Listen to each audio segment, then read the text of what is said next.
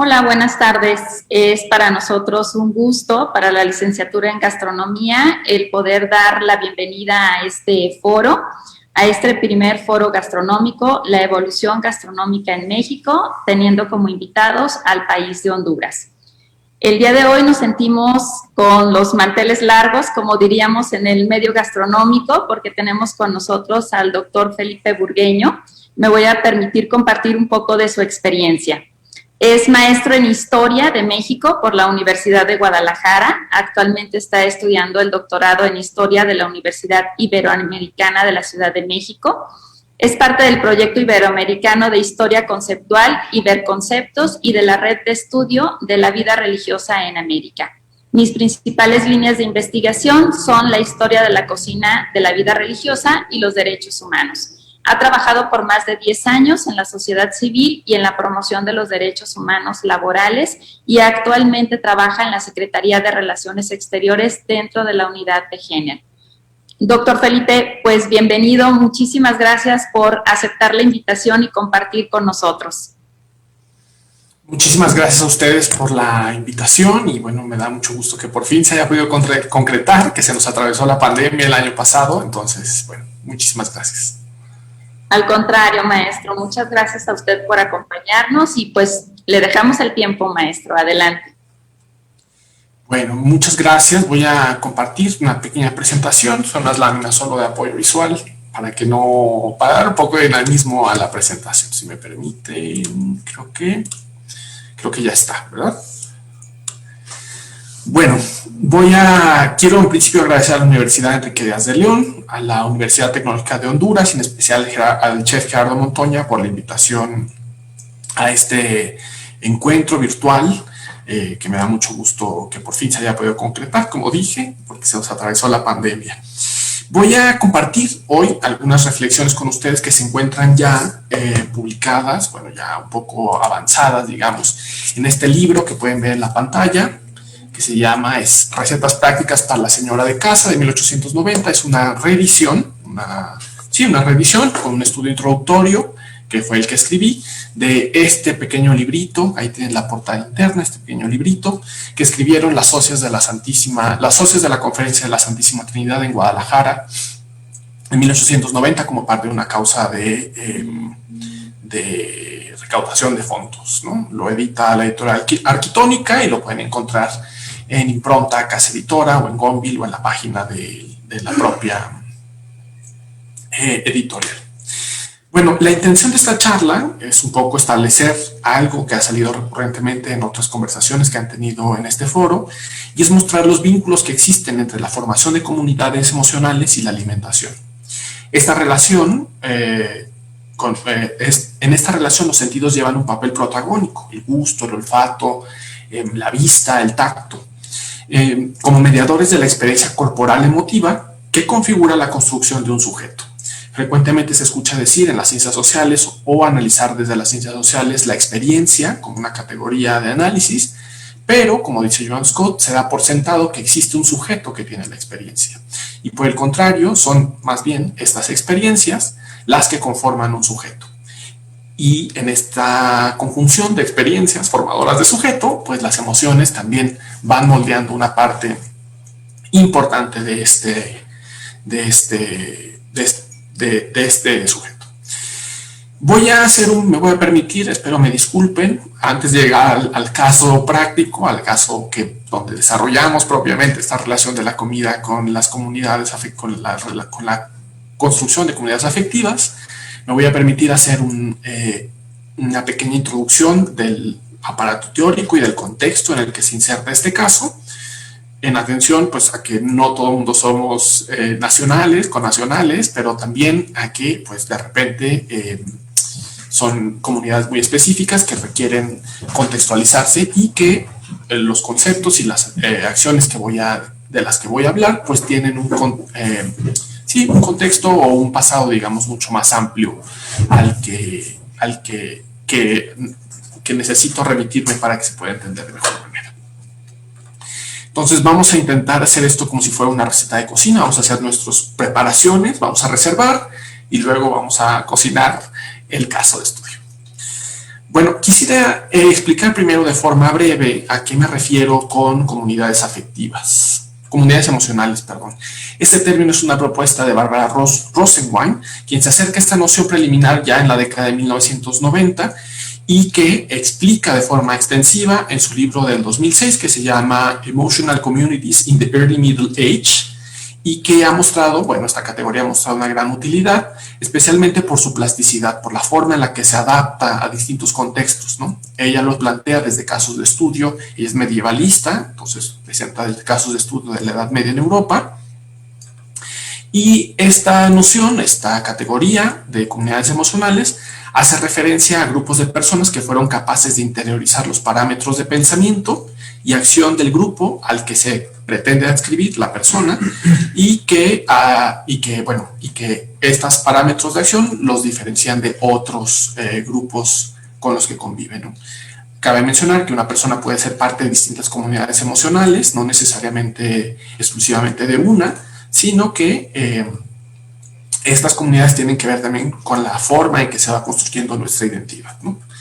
Así pues, las comunidades emocionales son, como dice la autora, lo mismo que las comunidades, o de forma similar a las que se plantean de forma similar a lo de las comunidades sociales. La familia, el barrio, el parlamento, los gremios, los monasterios, las iglesias, las escuelas, las ciudades, etcétera, ¿no? En las que los historiadores, al acercarnos a ellas, buscamos destapar los sistemas de sentimiento que definen como valioso, estos sistemas definen lo que es valioso o perjudicial para cada uno de los individuos que conforman estas comunidades, y un marco de referencia mediante el cual se evalúan las emociones, ¿no? También lo que intentamos hacer cuando usamos esta categoría para analizar el pasado es encontrar cuál es la naturaleza de estos vínculos afectivos entre las personas que se reconocen parte de una comunidad emocional, y cuáles son los modos de expresión emocional que se esperan, alientan, toleran o deploran, ¿no? Entonces, ha sido una cosa que han planteado ya en estos foros, ¿no? Cuando hablan de hacer la mesa, de compartir la mesa, de lo que nos causa alegría, de lo que nos causa esperanza al comer o al compartir la comida. Bueno, ese tipo de relaciones con el alimento es como se van conformando nuestros sentidos, ¿no? Nuestras emociones, y que nos hacen pertenecer o sentirnos pertenecientes a un grupo determinado. Bueno, ¿por qué son importantes estas emociones? ¿Por qué son importantes las emociones en relación con el alimento? Primero, porque el alimento es una actividad cotidiana que, querramos o no, nos forma como personas, ¿no? Y además, estas emociones son importantes porque son parte importante de nuestra vinculación con la realidad y nos configuran desde lo profundo, lo que nos motiva, lo que nos planteamos como nuestros objetivos, como la forma como concebimos la vida, etc. Comúnmente se habla dentro de las ciencias sociales, pues, de esta noción de experiencia, como ya dije, y de las formas como nos construimos como sujetos. Entonces es importante tomar en cuenta esta parte emocional, porque finalmente es lo que desde la entraña nos motiva a hacer o a defender ciertas causas o a pertenecer. Bueno, digamos que hasta aquí la parte teórica. Vamos a reservar esta parte que después volveremos a vincular con el caso de estudio, pero hasta aquí esta parte, ¿no? ¿Qué son las comunidades emocionales y por qué es importante estudiar las emociones? Ahora, el caso del que les voy a platicar es justamente de la comunidad de la que trata el libro que les presenté anteriormente, que es esta conferencia de caridad de mujeres de Guadalajara a finales del siglo XIX. Y quiero poner un poco en contexto cómo se entendía esto de la caridad. Esto para evitar que entendamos esta noción de caridad desde nuestros lentes, desde nuestra perspectiva actual, que puede no corresponder con la visión de caridad que tenían estas personas del siglo XIX.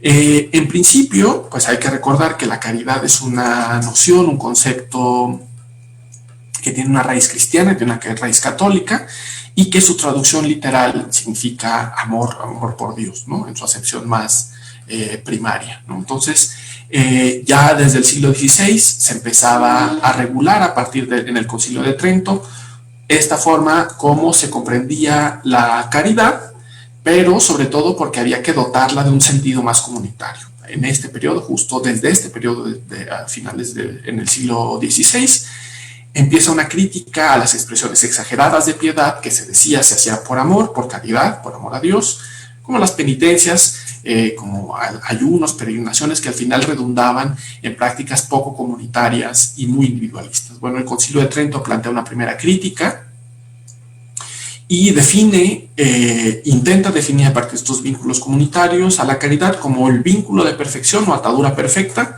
para quien desea unirse con Dios. Pues, dice el concilio, no hay cosa que deseen más los amantes que verse unidos y juntos. La caritas, el amor y amistad con la que amamos a Dios y por quien le servimos, ¿no?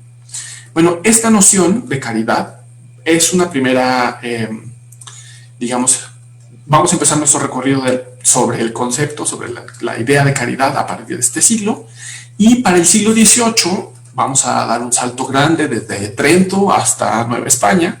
Para el siglo XVIII esta noción se empieza a afianzar de una forma que vuelve a estas prácticas exageradas, pero sobre todo vuelve a una práctica muy emocional, muy afectiva, que en relación con las ideas ilustradas que entonces, que ya en el siglo XVIII empiezan a difundirse en diferentes ámbitos de la sociedad, empiezan a molestar, ¿no? Se veía este tipo de actividad caritativa, ¿no? Como una... se empezó a relacionar con una actividad emotiva y desordenada, ¿no? Se advierte en esta forma, estas ideas ilustradas, y lo que se empieza a hacer, la crítica que se empieza a hacer en el siglo XVIII, es que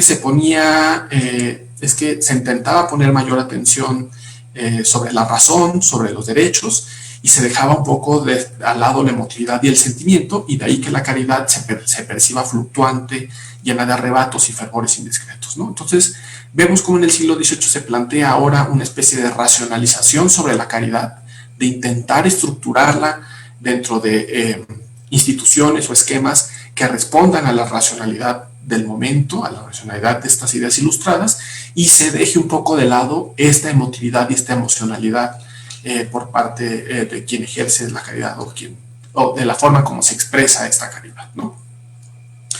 Empieza a aparecer entonces un concepto que se llama caridad ilustrada, que lo que hace es intentar darle forma, estructura a la caridad en función de las obras públicas y en función de la promoción de la dignidad de las personas, ¿no? De igual forma, la pobreza y los pobres, objetos de la caridad de estas corporaciones, como la iglesia, las órdenes religiosas, entraron en un debate, ¿no? Se preguntaban, ¿quién es entonces un verdadero pobre, ¿no? Antes, en Guadalajara, sin ir más lejos, era una ciudad que por sus instituciones caritativas, pues los pobres abundaban, ¿no? Entonces, había una discusión sobre quién verdaderamente era un pobre para evitar que las limosnas terminaran en sustento de vagos, decían las fuentes. Surge así la categoría de verdadero pobre, que es aquel que se encontraba impedido de trabajar. En este periodo, justamente, en palabras de Annick Lamperrier, la pobreza era cada vez más asociada ya no con la imagen de Cristo, es decir, la pobreza no era ya un valor en sí mismo, sino con los vicios, sino se relacionaba con los vicios, con las malas costumbres, la ignorancia y con una subconcepción que suponía, bajo esta concepción se suponía había que castigar a quien no se quería regenerar de estos vicios y estas malas costumbres, pero también auxiliar a quienes tenían cierto potencial para regenerarse, digamos, en esta lógica utilitarista, ¿no? Después, con la venida de la independencia, la élite de México, la élite liberal que terminó instalándose en el poder, propuso consolidar al país bajo una lógica ilustrada y liberal. Es en este entonces cuando la filantropía empieza a tomar protagonismo en oposición a la caridad. Ahora, con esta idea de Estado-nación que se instaura, pues desde la lógica liberal, la caridad no encuentra del todo cabida en estos ámbitos y desde estas concepciones. Y en contraposición a esta forma de vincularse con el bien, con la ayuda hacia los demás, se presenta la filantropía, que es, como dice su definición, pues amor por el género humano, ¿no? Entonces ya no es el amor por Dios que se media a través de la ayuda a los otros, sino es directamente el amor a los congéneres, ¿no? La filantropía poco a poco concretaba sus características como una virtud propia del ciudadano y de aquel que siente amor por sus congéneres, como decía. Ayuda a incorporarse a la nueva patria que está emergiendo a las personas, y desde mediados del siglo XIX hasta las primeras décadas del XX, la dilucidación entre la caridad y la filantropía se volvió áspera, ¿no? Había dos grupos, grandes grupos, que se disputaban por qué cosa era lo que debíamos, por cuál de estas nos debíamos de vincular con otras personas, y a través de la filantropía o de la caridad.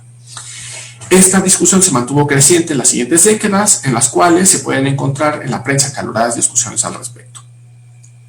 Podemos observar en este brevísimo y sucinto ejercicio de recapitulación sobre cómo se concebía la caridad, que en principio, con el cambio de régimen político, es decir, en el paso a partir de donde nacen las ideas ilustradas que después importan y después toman fuerza con la independencia, se puede plantear no solo un cambio de régimen político, sino también un cambio de régimen emocional. Es decir, que tiene una connotación, este régimen desde una lógica evolucionista, es decir, que tiene una connotación de mejora respecto al pasado. Yo particularmente no coincido con este acercamiento, pero sí logro reconocer que el cambio en el régimen político también hay un cambio en la diversidad del espectro sentimental de la sociedad. Por un lado, quienes se sentían identificados con una visión secular y liberal del país, la filantropía y las expresiones lícitas en torno a ella, y consonantes con esta, articulaban los lazos comunitarios, familiares y políticos y sociales.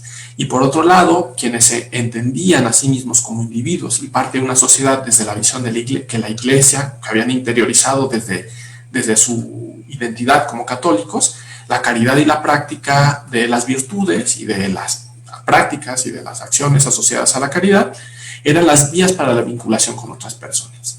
Entonces, este es un segundo preámbulo donde quiero que nos ubiquemos en el siglo XIX con este cambio, con esta disputa que hay entre estos grupos de corte más liberal y estos grupos de corte católico que, ojo, no es que no haya católicos liberales, pero que hay una disputa entre estas dos, digamos, esquematizando entre estas dos concepciones. La caridad misma se va a ver influida por la noción de filantropía al intentar ejercer una caridad más ordenada, más racional, orientada a introducir a los pobres, a los enfermos, a las viudas, al orden productivo de la nación, ¿no? Una caridad que ya no es asistencialista, sí, del todo, sigue siendo, pero no del todo, sino que intenta rehabilitar, digamos, las habilidades o la integración del individuo a la sociedad. Vemos aquí dos imágenes muy rápidamente. Una tiene que ver con las hijas de la caridad, que encarnaron y que importaron este modelo de caridad, digamos, como ilustrada a partir de del modelo vicenciano de asistencia, y que serán importantes para el caso que nos ocupa, porque son ellas las que fundan, digamos, las conferencias de caridad de las que vamos a hablar. Y por otro lado, una representación clásica de la caridad, que si ven, y a lo mejor les recuerda al imagotipo del Seguro Social, que básicamente alude a la forma en la que el Estado, representado por el águila mexicana, arropa a la caridad que ahora se institucionaliza en estas instituciones de salud y de asistencia social, ¿no? Es una simple, nada más para que vean cómo a través de las imágenes también se van transitando los conceptos muy antiguos. Esta representación de la caridad es una representación muy clásica, que parte de una representación de la caridad romana ya en los primeros años del cristianismo y que hasta la fecha sigue vigente, digamos, como parte del imaginario. Bueno, simplemente eso. Ahora, quiero hablar un poco sobre el contexto, como dentro de este contexto, así como cambia la noción de caridad y la función que tiene dentro de los grupos y cómo se va modificando y pasando e ilustrando, digamos, de alguna forma la caridad, también el papel de las mujeres, que son específicamente de quienes vamos a hablar más adelante cuando hablemos de la conferencia, también el papel de las mujeres cambia con el paso de la colonia, del virreinato a la independencia, ¿no? En el siglo XIX, durante el siglo XIX en México, se logra, bueno, y en el mundo en general, está organizado bajo una lógica occidental y cristiana, se consolidan formas de acumulación de capital que requerían del trabajo reproductivo subsidiado por la mano de obra de las mujeres al interior del hogar, ¿no? Es decir, es aquí, este trabajo las excluía del trabajo remunerado afuera y las ponía como centro del hogar para proveer cuidados y atención y demás, ¿no? Esa idea, esa forma de organización social se va concretando en imágenes muy particulares.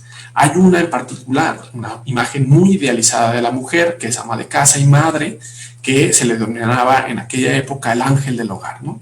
Y era pues una visión romantizada y idealizada de aquella mujer amorosa que se desvive por los hijos, que está siempre al pendiente, que sostiene el hogar, etcétera, ¿no? Es importante porque esta imagen de mujer, este papel de las mujeres en la sociedad, también se concreta en este cambio, durante el siglo XIX, en el cambio de siglo, ¿no? Es importante porque, bueno, podemos ver en las obras como en La Quijotilla y su prima de Fernández de Lizardi, cómo se va dibujando esta noción de lo que debe de ser una mujer, ¿no? Entonces, esta forma de comprender el papel de las mujeres era sumamente conveniente, especialmente después de la independencia, ya que la nueva nación requería sentar las bases de un crecimiento económico que, lejos del corporativismo virreinal, encarnado en estas grandes instituciones como las órdenes religiosas, etcétera, generar riquezas y prosperidad, en teoría, para todos y todas, pero pues al final, por lo menos para quienes ejercían el poder, se permitían imaginar la nación. La literatura moralizante de Fernández de Lizardi, como dije, en especial esta de La Quijotilla y su prima, permite vislumbrar el perfil que se espera de las mujeres como guardianas de la virtud y la moral de la familia. En consecuencia, se anatemiza a las que, inclinadas por la moda de los bailes y los chismes, no se ordenan a la idea de lo que deberían de ser, ¿no? Las mujeres de las clases acomodadas, de esta clase acomodada que viene del virreinato, eran mal vistas por su desapego a la crianza y su afición a la vida pública, el placer y cierto grado de hedonismo. Por ejemplo, Frances Skirne, bueno, no sé si lo pronuncié bien, una disculpa, pero que es mejor conocida como Madame Calderón de la Barca, dice de Dolores Tosta, que era en ese momento esposa de Santana, por eso es que la conoce, dice de ella, con cierta extrañeza, le causa extrañeza, como el excesivo arreglo para el desayuno, ¿no? Por ejemplo, se vestía de muselina, rasos, aretes, prendedor, pulsera y sortija de diamantes, toda enjollada, y después le sorprendía la forma como tan desparpajadamente se quedaba a fumar con los señores después del desayuno, ¿no? Vemos ahí una imagen de Dolores Tosta que nos da una idea del boato y del lujo con el que le gustaba rodearse, ¿no? Otro ejemplo de esta imagen que se tenía de las mujeres es María Ignacia Rodríguez Velasco, mejor conocido como la Güera Rodríguez, que según un expediente que cita Artemio del Valle Arizpe, por ejemplo, le gustaba retratarse de forma semidesnuda a la usanza europea. Entonces vemos en estos dos ejemplos cómo las mujeres tenían, digamos, cierta, pues un mayor control, digamos, o un mayor gusto o acceso, o estaban, no sé cómo decirlo, tenían más acceso al placer, más noción del placer y menos a las obligaciones del hogar y de la crianza y la cocina, etcétera, ¿no? Entonces, también el embajador de ese entonces de Estados Unidos llama la atención como sin ningún reparo las mujeres tienen amantes y esto no afecta de ninguna forma su vida social, ¿no? Entonces, se figuraba este modelo de unas mujeres con un grado de libertad mayor respecto a su cuerpo, a su sexualidad, al placer y al hedonismo. Bueno, la construcción de la nación independiente requería de la participación de las mujeres, pero no en la arena de los debates políticos, sino en los ámbitos que se consideran connaturales a su sexo.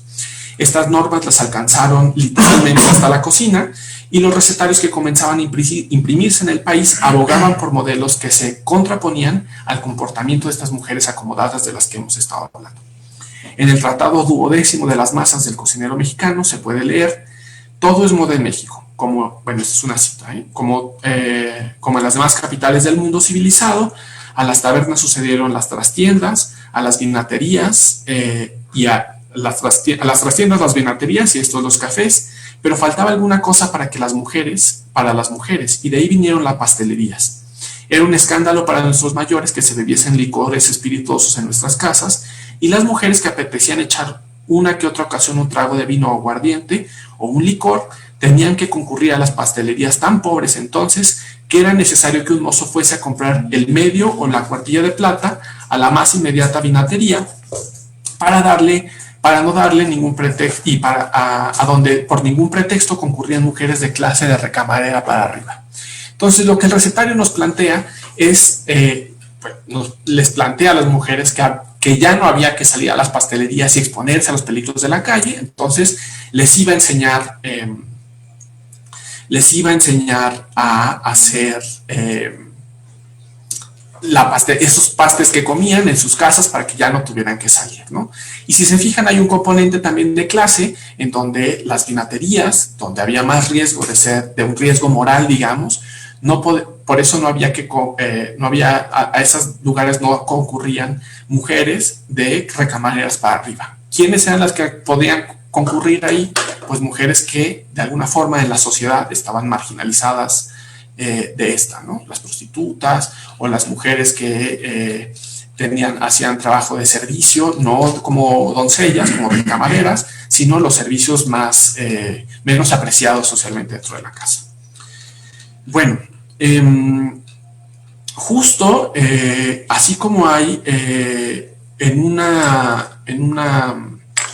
justo como hay en esta lógica de clase, también habla, por ejemplo, en relación a la raza. Así como plantea estas normas de comportamiento respecto a las mujeres de clase y género, las plantea el recetario también en torno a la raza y el género, ¿no? Entonces, por ejemplo,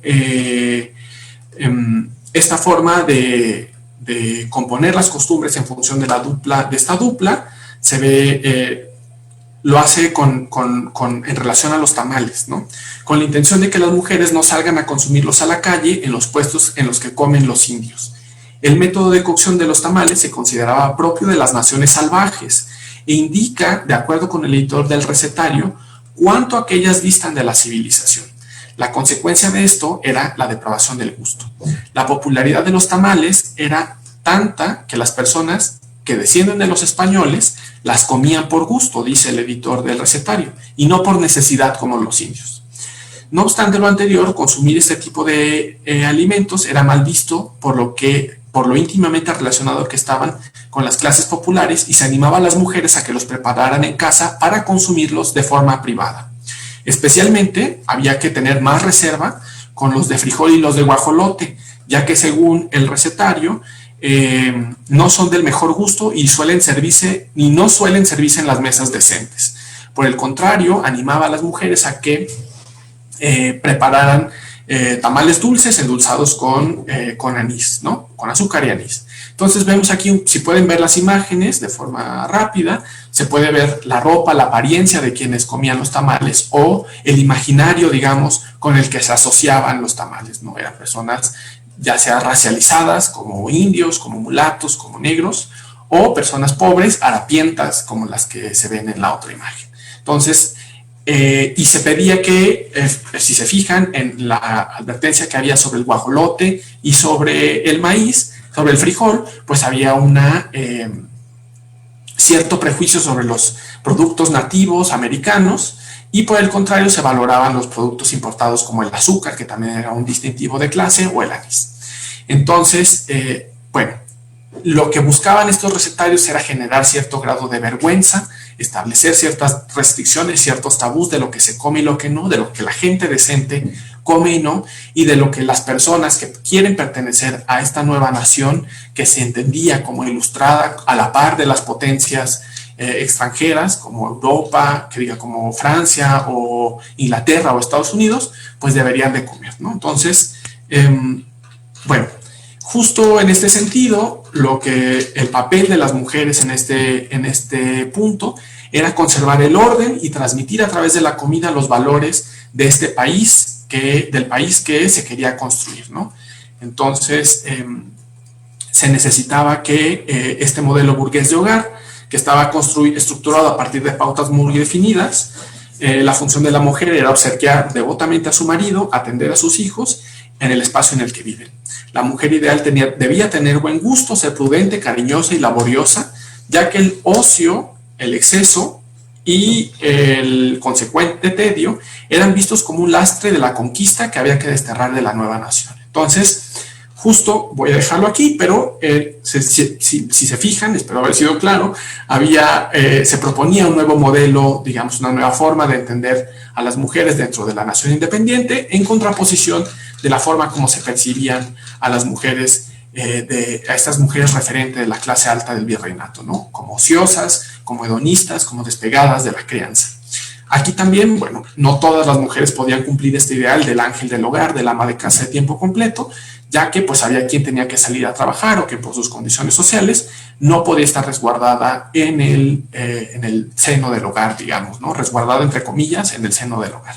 Entonces la función de estas mujeres de la conferencia, católicas, ricas en su mayoría o de clase media, era integrar a ese modelo a las mujeres pobres, a las prostitutas, a las madres solteras, para hacerlas entrar en este modelo de ángel del hogar, de ama de casa de tiempo completo. Bueno, segundo preámbulo, hasta aquí. Ahora, vamos a hablar ahora sí de las conferencias, las conferencias donde estas tres nociones, de comunidad emocional, vinculada a partir de prácticas y de expresiones emocionales comunes, esta noción ilustrada de caridad y esta noción de mujer, ángel del hogar, ama de casa, madre, etcétera, que se gestó en el siglo XIX, se integran todas y nos permiten analizar a partir de un caso de estudio. Esto se da en una microcomunidad que se replica a lo largo del mundo, en estas que llaman conferencias de caridad, ¿no? Las conferencias bizantinas. Voy a hacer un pequeño contexto, nada más para que sepamos de dónde viene. Este grupo de señoras, que se llamaba Damas de la Caridad, fue fundado en 1617 por Vicente de Paúl, y persistió de forma descentralizada hasta que llega la Revolución Francesa. Ahí hay un quiebre, desaparecen por la persecución, por la revolución misma, y en el siglo XIX, específicamente en 1833, Federico de Osamán empieza a refundar las primeras conferencias de hombres, y sobre esta base se fundan las conferencias de mujeres, ¿no? Utilizan esa misma estructura para reproducir la versión, digamos, de las mujeres, de las conferencias.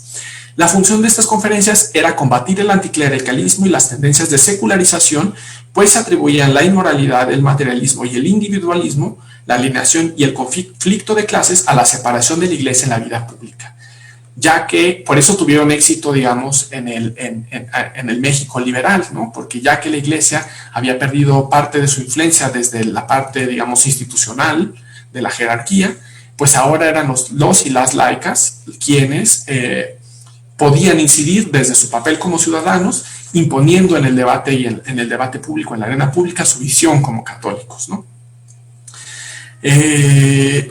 Estos grupos, bueno, estuvieron estrechamente unidos, tanto los hombres y mujeres, y bueno, en 1845, con la llegada de los padres de la misión a México, comenzaron las primeras conferencias de caridad, pero no es hasta la expulsión de las hijas de la caridad en 1874, cuando las conferencias empiezan a repuntar, ¿no? Estas conferencias empiezan a llenar el vacío que dejan las comunidades de hijas de la caridad, que fueron la última comunidad religiosa por ser expulsada del país. Y Poco a poco van creciendo, y su periodo, digamos, más boyante de mayor crecimiento es entre 1863 y 1910. Son básicamente un fenómeno urbano de mujeres de clase media, media alta, y que también se reproduce en algunas haciendas y pueblos cercanos a estos núcleos, ¿no? La forma de articulación de estas comunidades tenía resonancia con el proyecto macro del que habíamos hablado antes. Concebía la caridad como una forma de amor por Dios y de progreso material para los pobres. La pobreza o la miseria no eran visto como algo socialmente valorado o bueno intrínsecamente, ¿no? Por el contrario, se buscaba que esta caridad incorporara al orden productivo al pobre, y por otro lado, entendía a las mujeres como madres públicas que debían educar, alimentar y cuidar a los pobres como a sus propios hijos. Quiero que imaginen el éxito que tuvieron estas comunidades, que únicamente en la ciudad de Guadalajara entre 1893 y 1894, periodo cercano a la compilación del recetario del que les hablé al inicio, había 3.811 mujeres inscritas como socias activas y 5.092 como honorarias. Yo quiero que piensen qué organización de la sociedad civil tiene una capacidad de convocatoria en estos días como la que tuvieron esas comunidades en una sola ciudad, ¿no? Solo para que se imaginen el impacto que tuvieron estas comunidades. Esta iniciativa encontró eco en los médicos de la época, que secundaron los empeños hospitalarios de las mujeres y así ampliaron su labor utilizando la medicina como medio moralizador, propiciando la higiene, la reforma de hábitos de los pobladores y de las poblaciones donde se insertan. Estos grupos no solo adquirieron nuevos conocimientos, sino que ejercieron poder más allá del ámbito doméstico y fueron una válvula de escape y de aires nuevos para las mujeres que participaron en ellos. Las conferencias vicentinas no significaron lo mismo para hombres y mujeres, ya que los hombres gozaban de otras fuentes de sociabilidad y prestigio y tenían más opciones para servir a la sociedad, defender su fe y reformar al mundo. Sin embargo, desde su trinchera, las mujeres supieron exaltar su actividad como un discurso político ante las reformas liberales y que se pusieron en marcha en este periodo, ¿no? Es importante que la caridad también se plantea desde estos grupos como un posicionamiento político y la alimentación también como un sistema, como dispersor de un sistema de creencias, no solo morales o espirituales, sino también políticas en términos de cómo se imaginaban la nación. En específico, esta conferencia de caridad se funda en el barrio de Mexicali 5 en 1887, esta de la Santísima Trinidad, y la cocina jugó un papel muy importante para la conferencia. Este recetario que editan las socias de la Conferencia de la Santísima Trinidad son uno de los pocos recetarios comunitarios que tenemos en México de este periodo, y bueno, es un referente importante por el nivel de distribución que tuvo. La cantidad se editó hasta 1936 con 2 tomos, se siguió editando, tuvo más de 7 ediciones y bueno, fue un recetario muy importante, ¿no? Eso es un síntoma de cómo la cocina fue un articulador importante para el ejercicio y para el sostenimiento de esta conferencia de caridad. Esto porque, bueno, no solo les permitió financiar muchas de sus actividades. Conforme creció la actividad caritativa de esta conferencia, se vio en la necesidad de desplegar una estrategia recaudatoria que les permitiera realizar su labor. La cocina doméstica ha sido asignada tradicionalmente a las mujeres y las socias de la conferencia supieron hacer de esta habilidad ya instalada en ellas una fuente de financiamiento. Si bien se puede inferir que muchas de estas mujeres pertenecían a las familias de comerciantes, o profesionistas, pues dado el control que tenían los varones sobre el dinero, pues no, como dice la crónica de las mismas conferencias, estas señoritas de la famosa conferencia supernumeraria, aunque de ilustre abolengo, eran pobrísimas en dinero constante y sonante y tenían que echar mano de todos los artilugios a diestra y siniestra para sacar los escasos 14 pesos que costaba sostener una cama. Entre esas estrategias se juntaban para donar dulces que ellas mismas hacían y vendían en los portales frente a la catedral, o hacían kermeses, o rentaban sus artículos suntuarios como vajillas o cubiertos de plata, y finalmente editaron este recetario que se vendía supongo yo también por el prestigio de las familias que aportaban sus recetas, ¿no? La primera actividad que tuvo la Conferencia de la Santísima Trinidad fue la de dar de comer a los pobres. Esto lo hacían para manifestación de su celo, dicen ellas, y caridad. La nueva conferencia estableció que cada año, el Jueves Santo, se diera una comida y vestido a algunos pobres. Vemos aquí que alimentar a los pobres era una forma de manifestar su amor por Dios. En este sentido, el alimento no era solo una actividad para moldear o interiorizar formas de emocionalidad, de emocionalidad al exterior. El primer trabajo que tenían que hacer ellas era desarrollar un sentido de pertenencia, ingresar a esta comunidad emocional a través de asimilar las prácticas en ellas mismas. Por eso es tan importante y tan sintomática de esto la cena de Jueves Santo que ofrecían a los pobres. Esta costumbre no era única de esta conferencia, sino una práctica corporativa. Las conferencias de caridad a lo largo del país ofrecían comida a los pobres en diversas fechas, como Navidad o el Día de la Inmaculada Concepción o el Día de San Vicente. Sin embargo, la Semana Santa, en especial el Jueves Santo, era el día en que más comidas se ofrecían y con más solemnidad. La elección del Jueves Santo parece sintomática de la aspiración de estas comunidades. El Jueves Santo se celebra el lavatorio de los pies y la institución de la Eucaristía. En el Evangelio según San Juan, este pasaje se centra en explicar la forma como Jesús ha servido a la humanidad, mostrando una actitud de total desprendimiento, dejando su puesto de superioridad para dedicarlo al servicio de los demás. Estas agrupaciones de caridad buscaban asemejarse a esta comunidad idealizada, a esta comunidad de los primeros apóstoles que se plantean en las Escrituras, y buscaban el desarrollo de patrones afectivos a través de gestos, prácticas, discursos que se daban a lo largo del año, pero especialmente en estas comidas de Jueves Santo. En este sentido, como la anteriormente, la comida de Jueves Santo resultaba una práctica formativa de las emociones. A manera de un sermón ejercitado, las socias de la conferencia dan cuenta de lo que debía ser su norma de vida. Para todas, pero especialmente para las que tenían dinero, significaba un acto de renuncia a sus privilegios.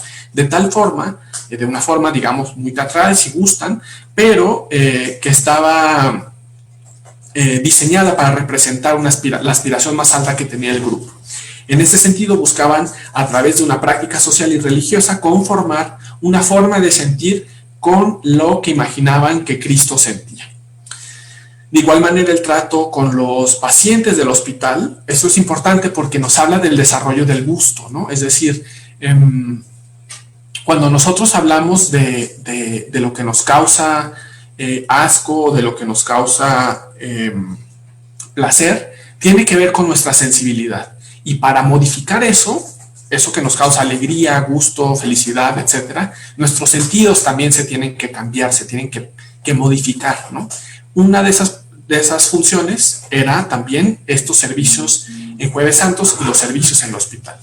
Se me olvidó presentarles esto, pero bueno, rápidamente esta cocina, esta forma de meter a las mujeres a la cocina, digamos, también, aunque incluía a las mujeres de todas las clases, dentro de la cocina, también estas jerarquías, como lo muestra este número de la cocina en el bolsillo, pues también se reproducían las jerarquías al interior de la cocina, ¿no?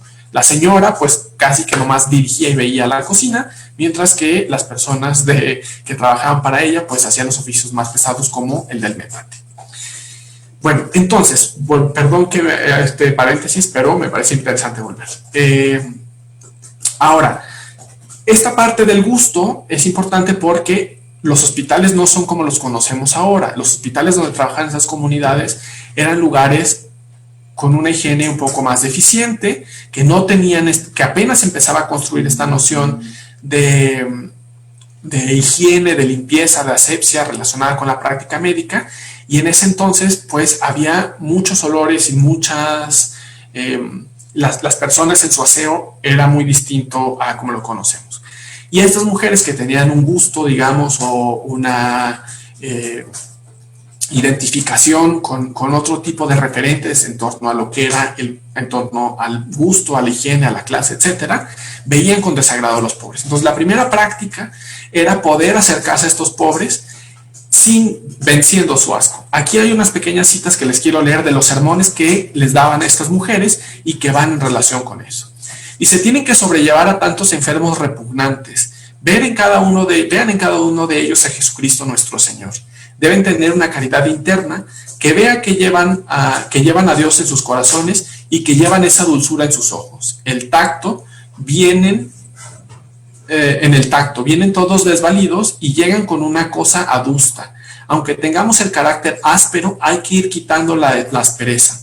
Es necesario endulzar la caridad, y una vez que hayan conseguido asemejarse a Cristo, endulcen vuestro carácter. Así encontrarán la paz en sus almas y un vencimiento en las almas de los demás para que encuentren a Dios, ¿no? Entonces, esta parte también de alimentar a los pobres era una parte de vencimiento de esas resistencias que daba pues la mugre, que daba los malos olores, que daba la pobreza en sí misma, que ya es lacerante, ¿no? Posiblemente estas sentimientos de desagrados a los pacientes debido a las condiciones en las que llegaban, la expresión, por ejemplo, de llagas asquerosas, que es muy recurrente, podía estar referida expresamente a la relación con el olor o a la apariencia desagradable de una herida infectada, pero también con el miedo del contagio de la enfermedad que generaban los pacientes. De igual forma, cuando se hablan de malagradecidos, hay una parte que se habla del malagradecimiento, era porque no se adaptaban los pobres o esta gente que tendían a las ideas que ellas querían imponer, ¿no? Veían también, por ejemplo, en la limpieza algo que veían muy artificial y que en eso también se medía o era un síntoma del grado de civilización de un pueblo, ¿no? Veían en la pobreza, en la sociedad, una forma como de aletargamiento que les impedía aspirar a más, ¿no? Decía uno de los manuales, porque son tan pobres se hacen sucios, porque son tan pobres se cansan de luchar contra la fortuna, los que han vencido, que los ha vencido tantas veces, porque son tan pobres no sienten las molestias, atormentados por los dolores, y porque son tan pobres se desagradan y caen en una apatía que no es filosófico estoicismo, ni cristiana resignación, sino brutal indolencia.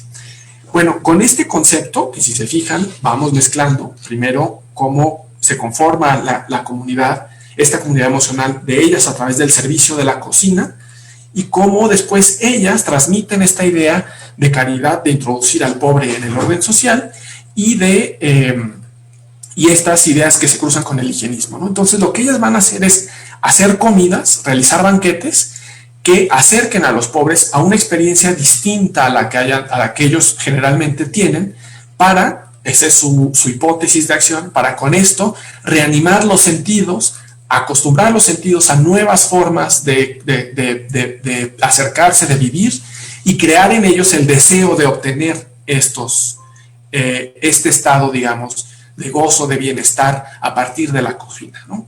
Querían que la comida fuera una forma de introducir hábitos no solo de higiene, sino de modales, de civilidad, como decían ellas, pero también de detonar cierto grado de aspiración a un futuro distinto al que tenían, ¿no? Bueno, entonces estas comidas juegan un papel importante en la forma en que se asumían y proyectaban ante la sociedad, desempeñando el papel de madres públicas, teniendo a los pobres como hijos. Se consideraba que las mujeres eran las responsables. Se consideraba que, que debían cuidar, nutrir y llevar el alimento más allá de la lactancia. La palabra en inglés, nurse, comparte la misma raíz que significa a la vez enfermera y nodriza, amamantar un niño o cuidar un enfermo. Si se hiciera un parangón entre el hambre y la enfermedad, la comida sería la cura de la primera. De esta manera, no nos resulta extraña tampoco la coincidencia de que receta sea un término médico y culinario a la vez. La dieta abundante que procuraban las conferencias a los pobres y enfermos era una especie de medicina preventiva que buscaba evitar enfermedades, no solo de índole físico, sino moral. La memoria en una memoria detallada de 1921 se puede leer que al respecto, las señoras de San Juan Bautista del Teúl, cómo era su acción, ¿no?, con los pobres. Decía, a la vez que se les procuró el bien físico, se procuró también el bien moral, a saber, que se confesaran, comulgaran, y para conseguirlo se dividió al pueblo en 4 partes, señalando cada uno de las dichas partes a varias de las socias que procuraran con empeño hacer una visita posterior a la comida para enterarse de sus necesidades espirituales. Al efecto, se les confesó a estas personas, se les corrigió y se les casó una vez que fuera necesario. Pues las que hacían estas visitas procuraban dejar un regalo, ¿no? Para que la gente generara ciertos lazos de afecto. En ocasiones, no solo las socias participaban en esta festividad, a veces se unían con personas distinguidas de la comunidad, y así podemos ver, por ejemplo, en 1921 en Guadalajara al obispo Francisco Uranga y Sáenz participando de esta celebración de Jueves Santo, quien, dice la crónica, personalmente sirvió a los pobres. Aparentemente, como práctica común, las conferencias involucraban a un círculo cercano de las actividades con la intención de asegurar su continuidad, es decir, no solo se introducían ellas en esta comunidad, sino que introducían también a las niñas, ¿no? Bueno, a las niñas y a los niños. En la memoria, esta misma memoria de San Juan Bautista del Teúl se puede leer. El Jueves Santo se celebró el lavatorio de los pies con todas las socias y se vistieron entre señores y señoras y niños a más de 40. Los señores les dieron de comer a los señores pobres, las señoras socias a las señoras y los niños a los niños. A todos cuantos concurrieron, que pasaron de 300 por todos. Los hombres y los niños que se mencionan posiblemente pertenecen a las conferencias también, pero de varones, aunque no se deja claro. Sin embargo, sí hay constancia de que las niñas eran introducidas por sus madres al ejercicio de la caridad desde pequeñas. La memoria anual de actividades de 1866 registra 5 conferencias de niñas en Guadalajara, y la finalidad era de estas conferencias de niñas, además de ejercer desde luego la caridad con las niñas necesitadas, servir de preparación para su ingreso al ser mayor de edad a las conferencias de señoras de la caridad. Bueno, esta forma de preparación de las comidas que servían a los pobres, bueno, esta es una fotografía del grupo de señoras de la conferencia de la Santísima Trinidad, con algunas de las religiosas que atendían también el sanatorio de la Trinidad, que está ahí todavía en Mexicalcingo. Y bueno, esto es una ilustración del cocinero, se me olvidó, creo que el cocinero moderno, donde se presenta un servicio de mesa, que ahorita vamos a ver qué tiene que ver con lo que estamos hablando. Entonces, estas conferencias organizaban la preparación y distribución de comida, pero detrás había un esfuerzo colectivo. La comida, como dice la cita que sigue, la comida fue más que buena y abundante, pues no solo las socias, sino también el pueblo cooperó con su contingente. Alguien trajo fruta, dinero, quien dulces, quien guisos, quien tortillas, quien pan y otros muchos regalos que resultaban del todo muy bueno obsequio para ese día, en honor al Santísimo Sacramento. Se dio a la clase proletaria de este pueblo, que sin exagerar ascendió a las 500 personas. Estas comidas eran servidas según la norma vicentina, procurando el mayor lujo posible. Se cantaban himnos religiosos, se leían sermones y las conferencias procuraban que la comida estuviera bien sazonada y fuera abundante. Esto es parte importante de la espiritualidad vicentina, como lo dije anterior, porque animaba o movía, digamos, a que las personas aspiraran a eso siempre, ¿no? Y lo iban a lograr a través del trabajo y de introducirse a este orden productivo. Si bien esta instrucción es para la instrucción hay una instrucción que dejaba San Vicente, que decía: todas las señoras de la caridad, un día cada uno por orden, se encargarán de visitar a los enfermos, y aquella que toque el turno, prevenida de lo que haya menester en la casa de la tesorera para la alimentación de los pobres, arreglará la comida.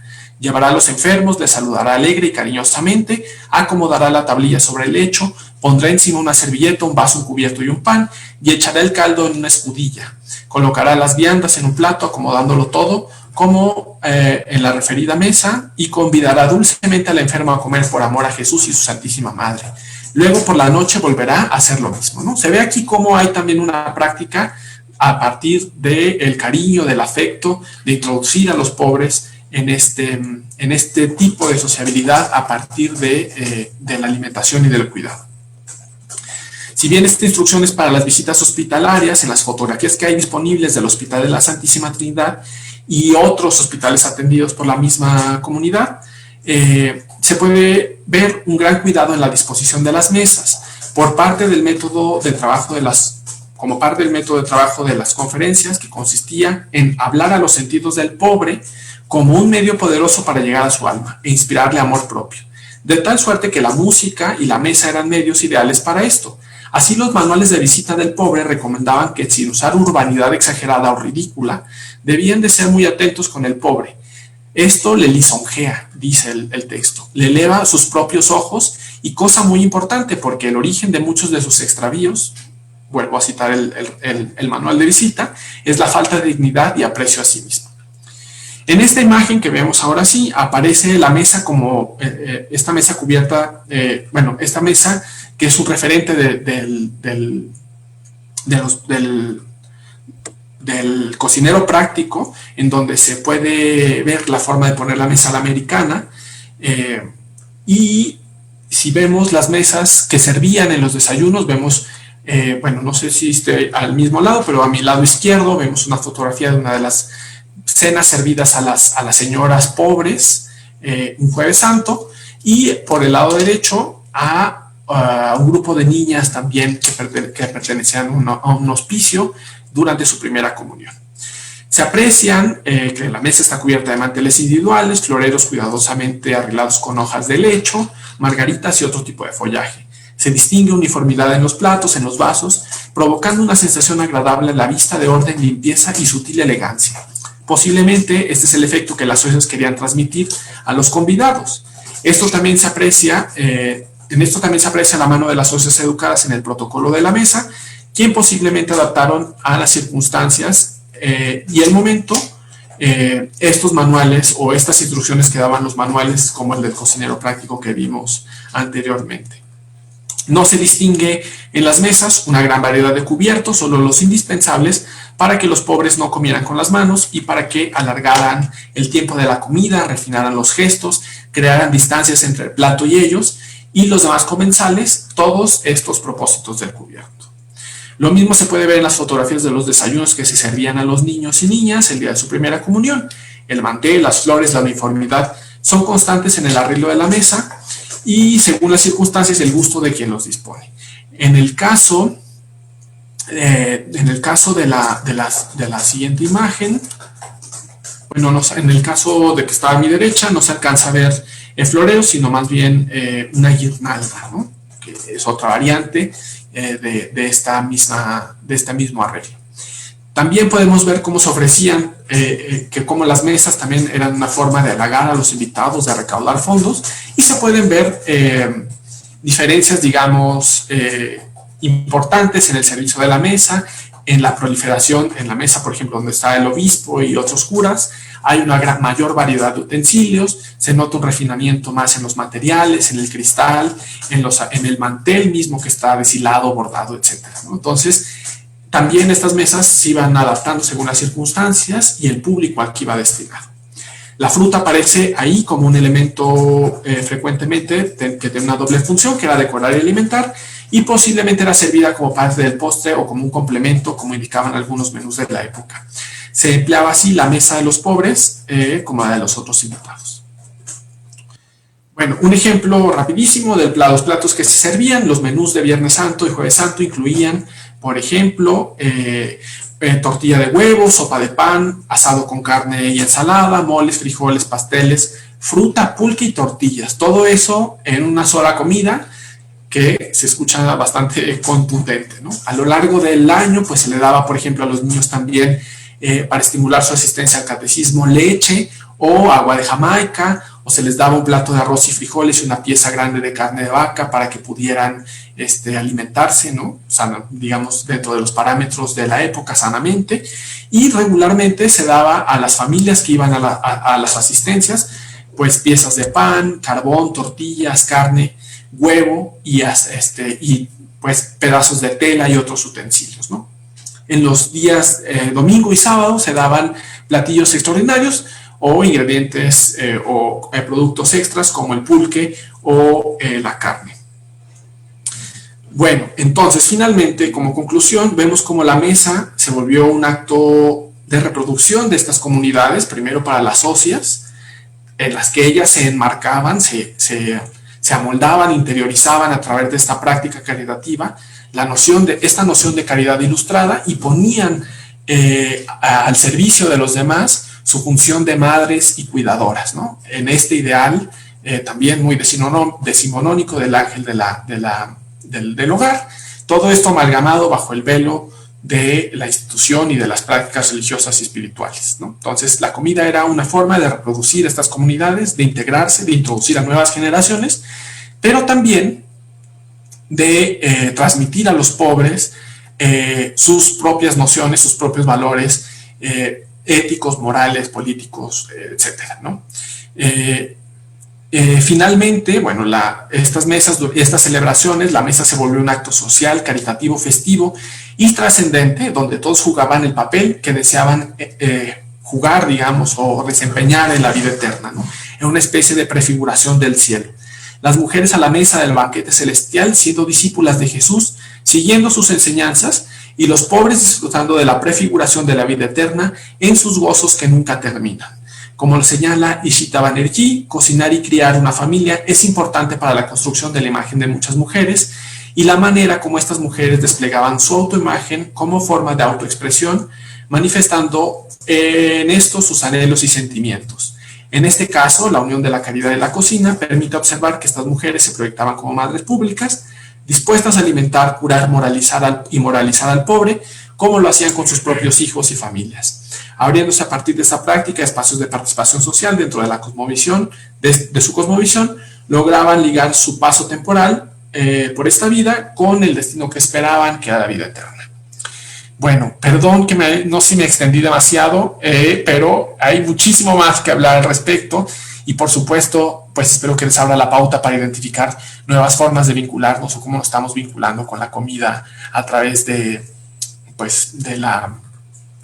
compartir valores y compartir formas de pensar en la mesa y a través de los alimentos. Bueno, muchísimas gracias. Queda ahí mi correo de contacto por si alguien tiene una duda o algo más que quiera discutir o que quiera saber, pues encantado de la vida. Muchas gracias.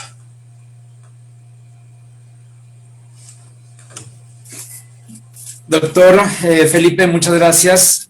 De verdad, una delicia lo que nos da, porque nos marca otra perspectiva y vemos otra perspectiva de lo que es la gastronomía, porque generalmente vemos a la cocina, a la gastronomía como pues el arte de preparar alimentos, pero va más allá de la preparación, va a la comensalidad. Me llama mucho la atención, obviamente estamos hablando de una comunidad religiosa y conforme iba usted hablando en esta última parte de cómo debería de ser la alimentación, de cómo debería de ser la mesa y demás, me recordaba mucho las reglas de algunas congregaciones religiosas que conozco y que he tenido pues el gusto de leer parte de sus reglas en la parte de la alimentación. Pues sí, para todos los hermanos o las hermanas que están sanamente, pues en ocasiones es muy raquítica la alimentación. Sin embargo, decían que San Pablo de la Cruz, por ejemplo, para los hermanos enfermos o ancianos se les debe tener una mayor caridad y debe ser sustanciosa y aderezada los alimentos y las verduras. Y esto me llama mucho la atención y lo traigo a colación por lo que mencionaba, cómo a través de la gastronomía o a través de la mesa poder acercar a los menesterosos, a los indigentes y poderles dar esas nuevas experiencias en cuestiones gastronómicas. Yo creo que pues de ahí queda una vez más confirmada la regla de que la gastronomía la cocina fue humanizando al ser humano, valga la redundancia, los primeros homínidos, de dejar de comer con las manos, porque pues comían primero con las manos. ¿Por qué? Porque era la carne fría, pero después tenían que tomar los alimentos calientes, entonces ir buscando la forma de utilizar algunos instrumentos para comer, para ya no quemarse las manos. Antes pues hacer la carne directamente, pero ahora carnes aguadas o verduras o agua, cómo las iban a cocinar, estar inventando continuamente recipientes para cocinar sobre el fuego y demás. Y esta parte también de los hábitos de higiene y de salud, que era también una de las finalidades de este grupo, cómo se extiende hasta 1930, cuando comienzan las cruzadas educativas de Vasconcelos, donde pues los maestros de cocina que se iban a los ranchos, a las comunidades, no nada más a enseñar, o los maestros nada más a enseñar el alfabeto, a leer, escribir, números o cuentas básicas, sino también que iban maestras de cocina a enseñar a aprovechar todos los recursos que se tenían en las comunidades y desde luego pues la higiene alimentaria, y de esta manera pues atacar problemas que se tenían en cuestión de salud. Cómo pues comenzó desde estos tiempos con estas damas vicentinas hasta todavía nuestros tiempos, y más que nada hoy en día que estamos viendo esta situación en COVID, en donde se nos ha hecho más hincapié en que cuidemos más nuestra alimentación, porque la alimentación es salud.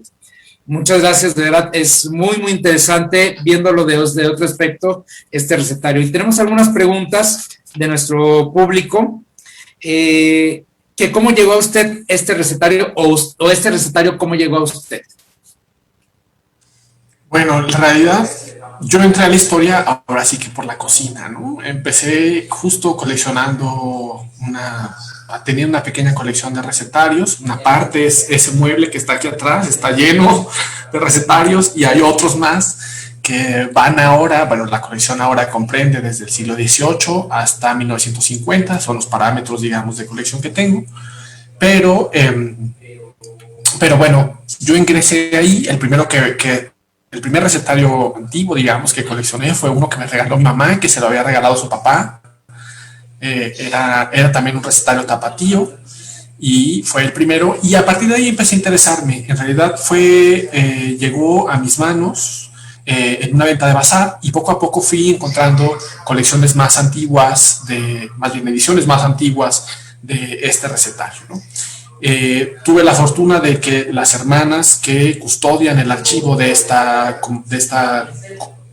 conferencias y de su comunidad me hayan permitido entrar a su archivo para hacer investigación, y bueno, muchas de las fotografías y de los datos y de las crónicas de las que les narro vienen justo de esa fuente documental, de ese archivo de estas religiosas. Muchas gracias. Nos pregunta que si hoy en día sigue esta conferencia y a qué se dedican, si han modificado un poquito su actividad o a qué es lo que se dedican. La institución como tal, de las que se llamaban Damas de la Caridad, ahora se llaman la institución, digamos, contemporánea, Voluntarias Vicentinas, y siguen vigentes y tienen actividad en todo el país, en distintas ciudades. Específicamente la comunidad de la Conferencia de la Santísima Trinidad se disolvió en los años 60 porque ya no había socias, las socias que quedaban ya eran muy viejitas, y a la muerte de estas pues se disolvió.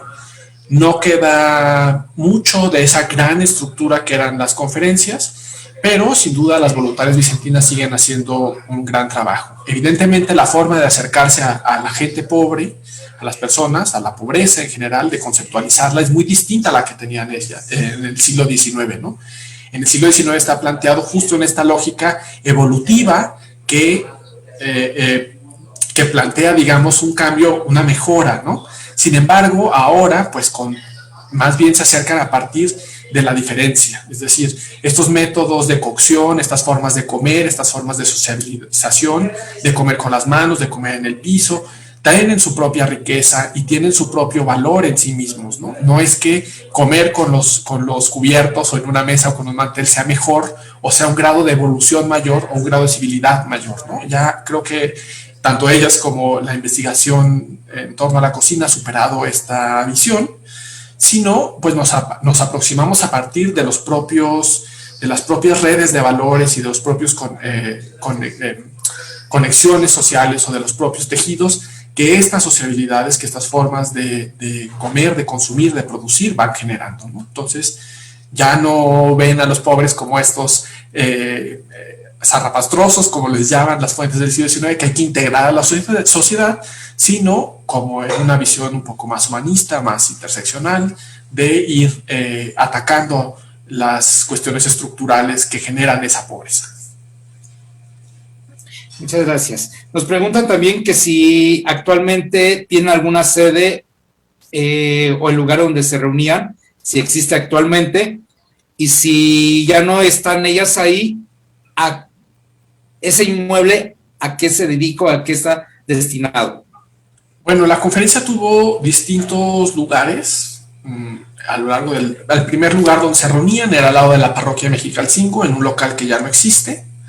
El siguiente lugar donde se mudaron fue en donde ahora está el Puente de las Damas, donde está la gasolinera de Avenida Ay, se me olvidó el nombre, es La Avenida Paz. La Paz. De Avenida La Paz, ahí todavía, justo en el sentido del puente, digamos, en uno de los extremos, es donde estaba el segundo hospital que tuvieron, y después se pasaron a la calle de Miguel Blanco, me parece que es Manuel Blanco, Miguel Blanco, en el centro, y Federalismo.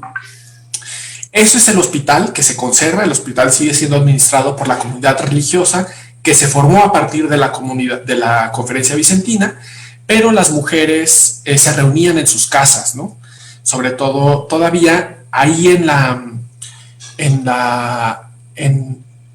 estoy intentando acordarme cuál es la calle, sobre Avenida Vallarta, en la casa, que ahora creo que es el IFAI, me parece, no estoy seguro. No me acuerdo el nombre de la calle, sobre Avenida Vallarta, esa es la casa de una de las que fue de las primeras y más largas, digamos, que tuvo un periodo más largo, de las presidentas de la conferencia, Vicenta Berea.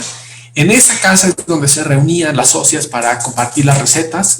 Cada jueves, cuando estaban haciendo el recetario, se juntaban los jueves, compartían recetas, discutían cuáles sí, cuáles no, y ahí mismo hacían sus asambleas, se visitaban, hacían las kermeses en los patios de esas casas tan bonitas, en los jardines, e invitaban a la gente a que fuera a participar en esas casas para recaudar fondos para sostener el hospital.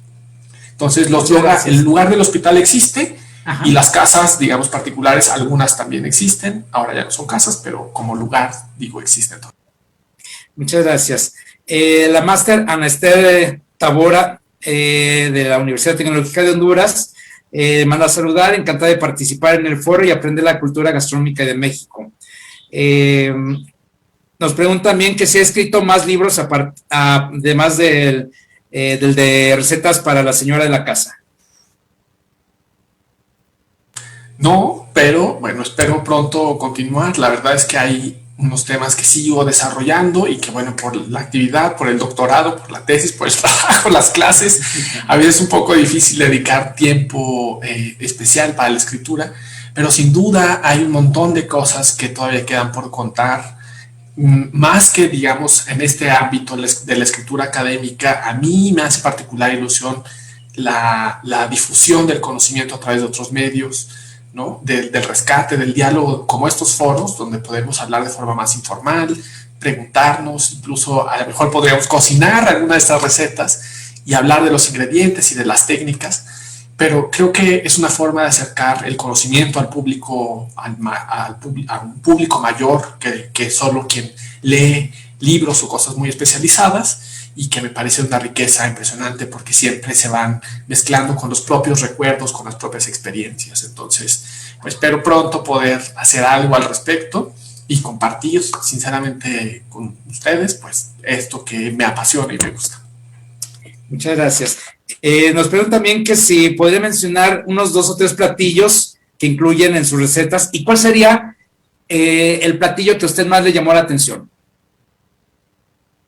Bueno, hay un montón de platillos muy raros. Es decir, que yo he probado varias de estas recetas, algunas con mayor éxito y otras, y también me ha permitido constatar que nuestros estómagos, así como nuestras ideas y etcétera, nuestro cuerpo también cambia, tiene una sensibilidad distinta. Hay en particular, por ejemplo, una sopa que es de una crema de zanahoria con sardinas, que la crema está hecha a base, pues, de zanahorias, de nata de leche, y al final se sirve con lonchas de sardina y el aceite de las sardinas. Entonces, eso, o sea, además, ese puré que se hace con la zanahoria y la crema de leche se fríe en manteca. Entonces, pues, la verdad es que sabe muy rica, es una crema muy sustanciosa, pero no duró más de 15 minutos en mi estómago por la cantidad de grasa que tenía. No pude digerirla. Entonces, es interesante ver cómo también los hábitos alimenticios cambian, ¿no? La grasa, la carne, los cárnicos, las proteínas de fuente animal eran valoradas porque había una noción en relación a que si comemos carne vamos a hacer más, o sea, como vamos a adquirir un poco las características de ese animal, ¿no? Entonces, de las vacas, de los toros, etcétera, ¿no?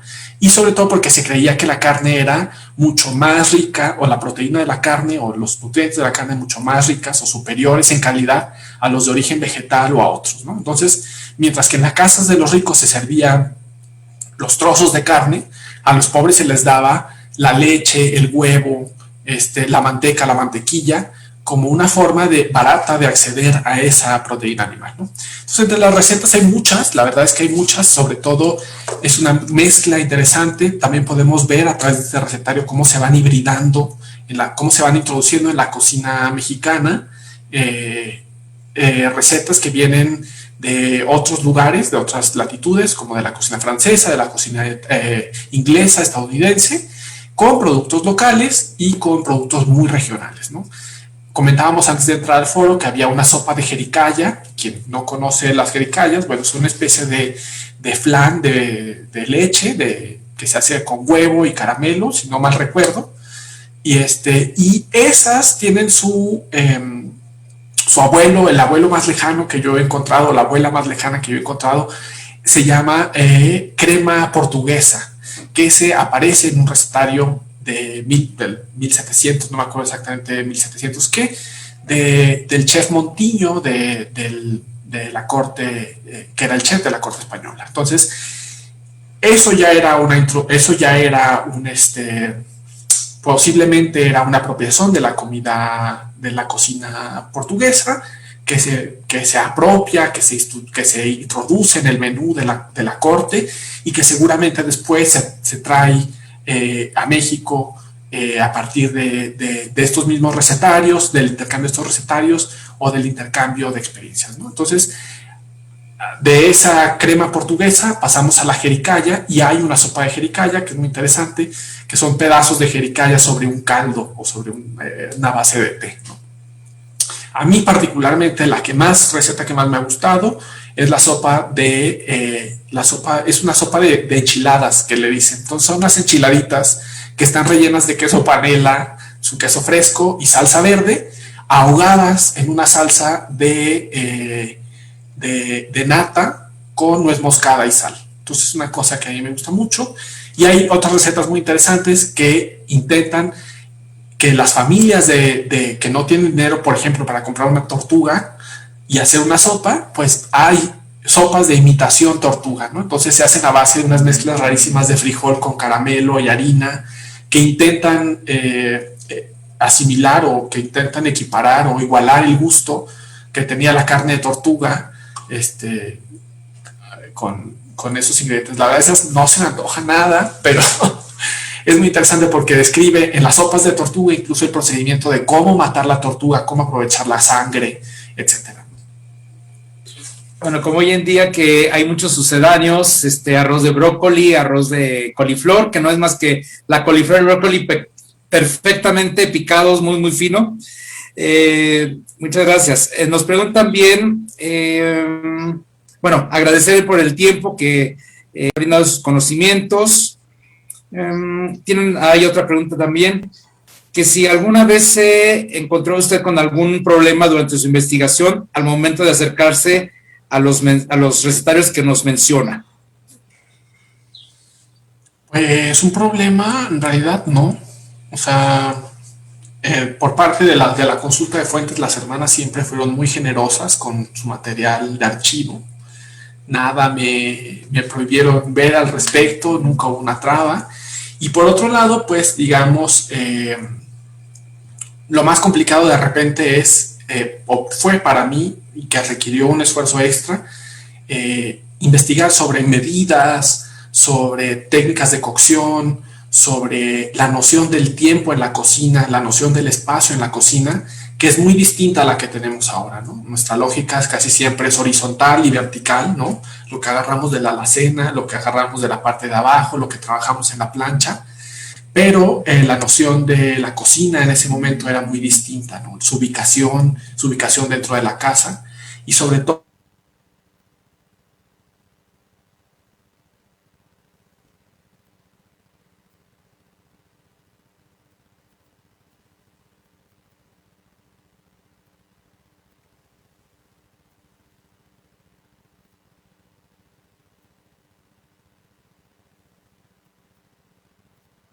por tener los platos calientes.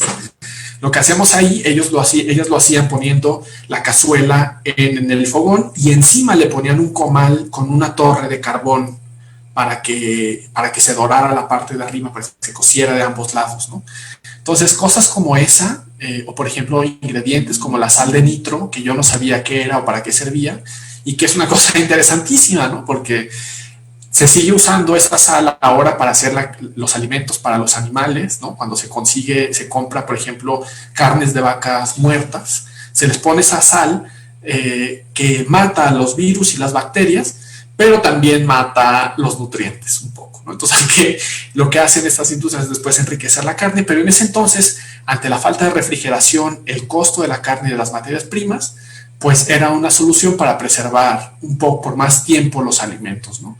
También se prestaba como a muchas enfermedades porque la gente pues a veces comía carne que no olía mal y no se veía mal, pero que tenía ya muchos años, no muchos años, muchos días ya de haber sido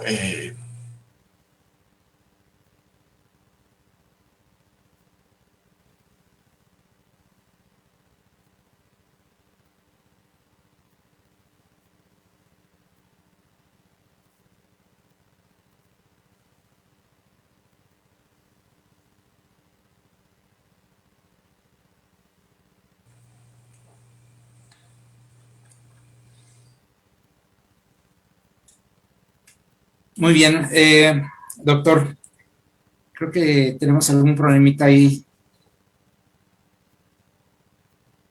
Un problema técnico.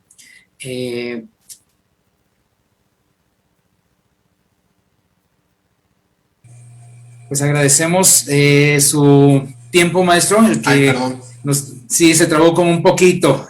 Tuvimos ahí un pequeño congelamiento.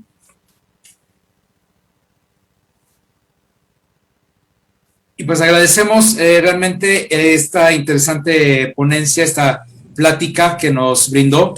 De verdad, sería un honor para nosotros de que un día pudiéramos compartir una mañana que usted tenga disponible y ponernos a practicar estas recetas en nuestro taller. Sería muy emocionante el poder revivir esos sabores, lo que estas damas tenían pensado, cuál era la finalidad también.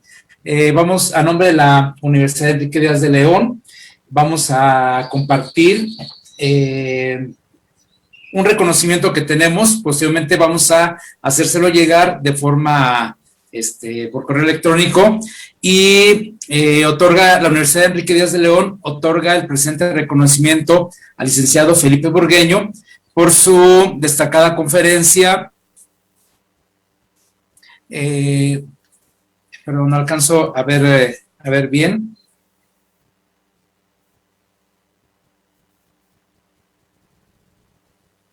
Muchas gracias por su destacada participación en la conferencia Cocina y Comunidades Emocionales durante el primer foro gastronómico Evolución Gastronómica de México, país invitado Honduras. Firmado por la maestra Janet Robles Morales. Ella es nuestra vicerrectora académica, Guadalajara, Jalisco, 14 de abril del 2021. Para nosotros un honor, maestro, el que haya estado con nosotros, y agradecemos a toda la comunidad universitaria y los que estuvieron presentes en esta transmisión para que continúen viendo las transmisiones de este primer foro gastronómico virtual UNEDEL Evolución Gastronómica de México el día de mañana, en el cual vamos a tener algunas muy interesantes conferencias, todas muy interesantes, y vamos a tener clases demostrativas también. Vamos a comenzar a las 9 con una videopresentación de los ponentes que tendremos en el día. A las 9:20, la Evolución Gastronómica de México, una muestra virtual, esta por los alumnos de octavo cuatrimestre de la licenciatura en gastronomía. A las 10:20 tendremos un conversatorio con la maestra Juana Maya Hernández y la maestra María de Lourdes Hernández, ellas cocineras tradicionales de Oaxaca y de Colima respectivamente, en el conversatorio La Cocina Tradicional Mexicana. Posteriormente vamos a tener a las 11:30 La Cocina Tradicional de Honduras, una conferencia por la máster Ana Tabora Hernández de la Universidad Tecnológica de Honduras. Y a las 12:30 vamos a tener una clase demostrativa de la cocina hondureña por la máster Raquel Palacios de la Universidad Tecnológica de Honduras, junto con un grupo de alumnos. Y posteriormente tendremos a la 1:30 la ceremonia de clausura. Y con esto daríamos por terminado este primer foro. Agradecemos a todos su atención. Los esperamos el día de mañana. Muchas gracias. Buen provecho.